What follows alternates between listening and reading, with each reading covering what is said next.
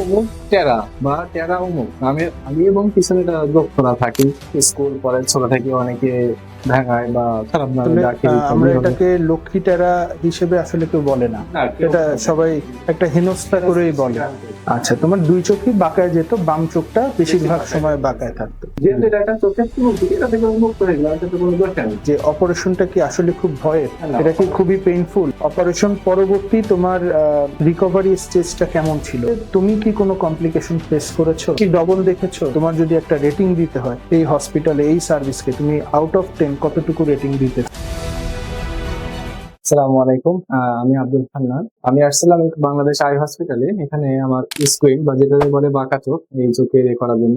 আসলে এই বাঁকা চোখটা আমাদের সমাজে এক ধরনের অভিশাপ হিসেবে দেখা হয়। বিশেষ করে আমি ছোট থেকে এই পর্যন্ত স্কুল কলেজ সব জায়গায় এটা হেনস্থ হতে হয়। এমনকি সব জায়গায় মানে এটা প্রত্যেকে আমাদের নামের আগে, বিশেষ করে যেমন বলা যায় নামের আগে যে অমুক টেরা বা টেরা অমুক নামের আগে এবং পিছনে এটা যোগ করা থাকে।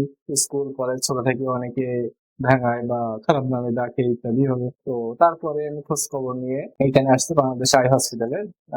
আমার স্যারের কাছ থেকে আমি সুন্দরভাবে এই স্টুডেন্টের অপারেশনটা করেছি। আলহামদুলিল্লাহ আমি এখন সুস্থ আছি এবং আলহামদুলিল্লাহ আমাদের সকল সমস্যা ছিল এটা ঠিক হয়ে গেছে।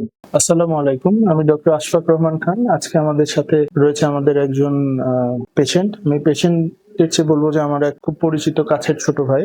আমাদের বাংলাদেশ আই হসপিটাল খুলনায় যখন আমরা এই সার্ভিসগুলো দেওয়া শুরু করি, সে স্বপ্রণোদিত ভাবে প্রথম আমাদের যে স্কুইন্ট সার্জারিটা আজকে থেকে বছর দুয়েক আগে যখন এখানে শুরু হয় এই দক্ষিণাঞ্চলে, সে কিন্তু এই সার্ভিসটি প্রথম নিয়েছে। তো আমরা তার থেকে তার কিছু অভিমত শুনবো। হান্নান, তুমি তো তোমার একটা ছোট হিস্ট্রি আমাদের দিলা, যেটা বেশ আমার কাছে হৃদয় বিদারকই মনে হয়েছে। আসলে আমরা এটাকে লক্ষ্মী টেরা হিসেবে আসলে কেউ বলে না, এটা সবাই একটা হেনস্থা করেই বলে। জি, তো এই ক্ষেত্রে আমাদের কিন্তু অডিয়েন্স বা অনেক তোমার মতো যারা আছে এই অভিশপ্ত একটা জীবন বা এই সমস্যাটাকে নিয়ে মনের একটা ক্ষোভ থাকে, মানসিক একটা পেরেশানিতে থাকে, তাদের এই মানসিক টেনশন থেকে তারা কিন্তু অনেক সময় বলতে পারে না, ব্যাখ্যা করতে পারে না। তো তাদের অনেক কোয়েরি থাকে, মনে অনেক প্রশ্ন থাকে। তো যেহেতু তোমাকে আজকে আমরা পেয়েছি আমাদের সাথে, আমরা এই প্রশ্নগুলার, এবং তোমার অপারেশন একটি সাকসেসফুল অপারেশন হয়েছে, আমরা এই প্রশ্নগুলার কিছু উত্তর তোমাদের মাধ্যমে, তোমার মাধ্যমে তাদেরকে আমরা দেওয়ার চেষ্টা করব। প্রথমত, এটা তোমার তো জন্মগত ছিল। এটা আমার জন্মগত। আচ্ছা, তোমার দুই চোখই বাঁকায় যেত, বাম চোখটা বেশিরভাগ সময় বাঁকায় থাকতো, রাইট? তো আমরা যেটা কিন্তু অলওয়েজ বলি যে আমাদের স্কুইনটা বিভিন্ন ধরনের হয়, এটা জন্মগতই মূলত থাকে। তো এই ক্ষেত্রে হান্নানের যে স্কুইনটা, এটা জন্মগত ছিল এবং ওর বাম চোখটা ছিল বেশিরভাগ সময় অলস বা বাঁকায় যেত। ডান চোখটা তার মাস্টার আই বা ভালো চোখ হিসেবে ট্রিটেড ছিল। হান্নান, তোমার এই যে সমস্যাটা নিয়ে তুমি দীর্ঘকালীন সময় ভুগেছো, তোমার এটা কেন মনে হলো যে এখন আমার সার্জারি করা প্রয়োজন? এটা আমি বিভিন্ন মাধ্যম থেকে বা এখন জ্ঞান বিজ্ঞানের চিকিৎসা বিজ্ঞানে উন্নত হয়েছে, এটা অনেক চিন্তা করা হয় যে কোনো চিকিৎসা নেই, কিন্তু যখনই আমি জানতে পারলাম যে এটা চিকিৎসা আছে, তখন থেকে আমি খোঁজ নেওয়া শুরু করলাম যে এটা চিকিৎসা কারা করায়। তো এক পর্যায়ে আমি বাংলাদেশ আয়ে আপনার সাথে পরিচিত হলাম। তারপর চিন্তা করলাম যে আপনার সাথে এসে যখন কথা বললাম যে আপনি যখন আশ্বাস দিলেন যেটা ভালো হয়ে যাবে, তারপর চিন্তা করলাম যে না, চিকিৎসা করে নেওয়া উচিত। যেহেতু এটা একটা চোখের ত্রুটি, এটা থেকে উন্মুক্ত হয়ে গেলাম, এটা তো কোনো দোষ নেই। ভেরি গুড, তোমাকে এটা অ্যাপ্রিসিয়েট করি যে তুমি এটা নিয়ে বেশ রিসার্চ করেছো অপারেশনের আগে। আমি এটা অলওয়েজ আমার পেশেন্টদেরকে বলি যে যখনই আপনি একটা অপারেশনে যাবেন তার পূর্ববর্তী আপনার কিন্তু এই জিনিসটা রিলেটেড কোনো জ্ঞান থাকাটা খুবই ইম্পর্টেন্ট। আদারওয়াইজ আমরা সার্ভিসটা দিয়ে আমরাও হ্যাপি হব না, আপনিও হ্যাপি হবেন না। হান্নান, আরেকটা প্রশ্ন সবাই করে যে অপারেশনটা কি আসলে খুব ভয়ের? এটা কি খুবই পেইনফুল? না না, অপারেশন কোনো ভয়ের নাই, এখানে কোনো ভয়ের চিন্তা নেই, দুশ্চিন্তার কোনো কারণ নেই। অপারেশন করার ক্ষেত্রে শুধু অ্যানেস্থেসিয়া দেওয়ার সময় সামান্য একটু ব্যথা লাগে, তাছাড়া ওটা তো আমি বলেই নেই যে একটা পিঁপড়ার কামড়ের মতো ব্যথা পাবেন। অপারেশন করার যে ভয় পায়, আমি তাদের উদ্দেশ্যে বলবো যে অপারেশন আসলে মূলত কোনো ব্যথার না, কোনো চিন্তারও না, দুশ্চিন্তারও কিছু নেই। এখানে সামান্য একটু ব্যথা লাগে অ্যানেস্থেসিয়া দিয়ে, তাছাড়া টেরই পাওয়া যায় না যে অপারেশন করবে। এমনকি অপারেশনের সময় আমি স্যারের সাথে কথা বলছি, তো কথা বলছি। এটা আমাদের কিন্তু একটি ভাইটাল পয়েন্ট। আমরা অপারেশনের সময় অনেকে ভাবে যে আমরা শুধুমাত্র বাচ্চা, শিশু, 18 বছরের নিচে অথবা যে আমার কোঅপারেট করবে না তার ক্ষেত্রে আমরা সম্পূর্ণ অজ্ঞান করি, কিন্তু যারা ধরেন ইয়াং অ্যাডাল্ট আছে, পূর্ণবয়স্ক অথবা কোঅপারেশন লেভেল ভালো, তাদেরকে কিন্তু আমরা গল্পের মাধ্যমে অ্যানেস্থেসিয়া দিয়ে তাদের সাথে ইন্টারাকশন করতে করতে অপারেশনটা করে ফেলি, এবং এক্ষেত্রে রোগীর সহযোগিতাটা খুব ইম্পর্টেন্ট। আরেকটা হলো হান্নান, যে তুমি অপারেশন অপারেশন চলাকালীন সময় যখন এখন যে বললে যে অপারেশনে অ্যানেস্থেসিয়া দেওয়ার সময় তুমি ব্যথা পেয়েছো, অপারেশন চলাকালীন সময় কি তোমার কোনো আনইজিনেস, না, না, ব্যথা এগুলা কোনো কিছু ফিল হয়েছে? কোনো সমস্যা এটা ফেস করিনি। Very good. তুমি কি ডবল দেখেছো? না, আমি ডবল দেখিনি, একবার কি দুইবার দেখছিলাম। দুইবার initial। অপারেশনের পরের দিন ডাবল ভিশন হয়েছিল, তাছাড়া আর কোনো ডাবল ভিশন হয়নি। এই জিনিসটা পয়েন্টটা কিন্তু নোটেড। অনেকে এই প্রশ্নটা করে থাকেন যে আমাদের পেশেন্টদের আমরা কিন্তু কাউন্সিলিং করে রাখি যে আপনার স্কুইন্টের ধরন অনুযায়ী, কারেকশন অনুযায়ী আপনি কতটুকু ডবল কতদিন দেখতে পারেন। অনেকে এটি 2 থেকে 3 দিন দেখে, অনেকে আবার দেখেই না। আর হান্নানের ক্ষেত্রেও নিজেই বললো যে ও 1 থেকে 2টা এপিসোডে দেখেছে, এটা খুবই ফ্র্যাকশনাল। আর সেকেন্ড জিনিস হচ্ছে, তোমার কি চোখে কোনো ব্যথা ছিল না, অপারেশন কোনো ব্যথা পরবর্তী? নেই। চোখটা লাল থাকে, ভারী থাকে, একটু ছোট থাকে, কিন্তু ব্যথার ব্যাপারটা হলো আমরা কিন্তু পোস্ট অপারেটিভ তাকে বিভিন্ন ধরনের অ্যানালজেসিক ব্যথার ওষুধ দিয়ে রাখি যাতে রোগী খুব বেশি ডিসকমফোর্ট ফিল না করে। অপারেশন পরবর্তী তোমার রিকভারি স্টেজটা কেমন ছিল, মানে তোমার কাছে এক্সপ্লেন করো যে এটা কি খুব জটিল কোনো প্রক্রিয়া?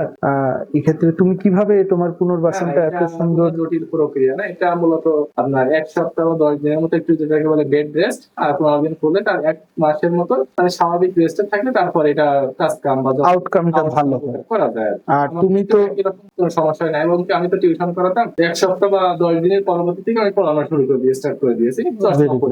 আমাদের হান্নান কিন্তু একজন ভালো মেধাবী ছাত্র, সাথে সাথে কিন্তু পড়ালেখার পাশাপাশি নিজেও টিউশনই করে এবং ওর অপারেশনের খরচটা কিন্তু ও নিজে বেয়ার করেছে। সুতরাং যারা আমাদের তরুণ আছেন এই অপারেশনের জন্য ইন্টারেস্টেড, তাদের কাছে কিন্তু এটা কোনো বাধা হবে না। এবং ওর এক্সপিরিয়েন্স থেকে শেয়ার করলো, সে কিন্তু তার স্বাভাবিক কর্মকাণ্ডগুলো উইদিন ডেইজ, ফিউ উইকস আমি বলবো, শুরু করতে পেরেছে। আরেকটা ব্যাপার হলো হান্নান, যে তোমার রিকভারিটা ভালো হয়েছে কারণ তুমি ড্রপ গুলা টাইম টু টাইম দিয়েছো। তার মানে আমরা যদি অপারেশন পরবর্তী তারা নিয়ম কানুন গুলো মানে, তাহলে রিকভারিটা ইনশাল্লাহ আরো দ্রুত হয়ে যায়। এক্ষেত্রে তুমি কি কোনো কমপ্লিকেশন ফেস করেছো?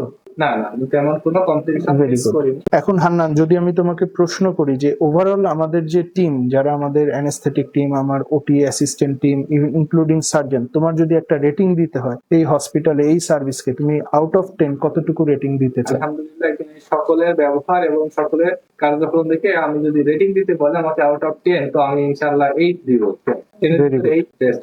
আরেকটা হলো লাস্ট যে প্রশ্নটা হান্নান, তুমি আমাদের যারা আছে, যারা অপারেশনকে ভয় পায়, অপারেশন করার ক্ষেত্রে তাদের অনেকের ক্ষেত্রে পরিবার কিন্তু সহায়তা করে না, তারা কিন্তু এখনো প্রিপেয়ার্ড না এই জিনিসটার জন্য।